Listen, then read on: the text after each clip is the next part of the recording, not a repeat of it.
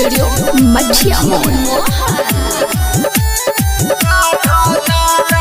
बाउरा हनवाई जालिम सजनवा, बाउरा हनवाई जालिम सजनवा, देवराई रोज रोज कहता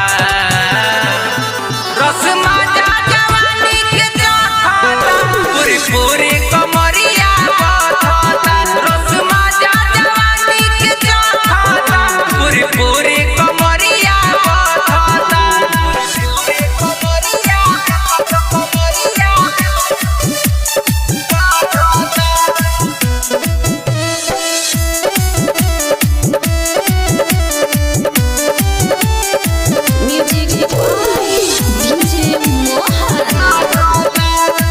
बड़ी मजाक हमसे बेमतलब के देखे अकेला तो धलेला उटप से,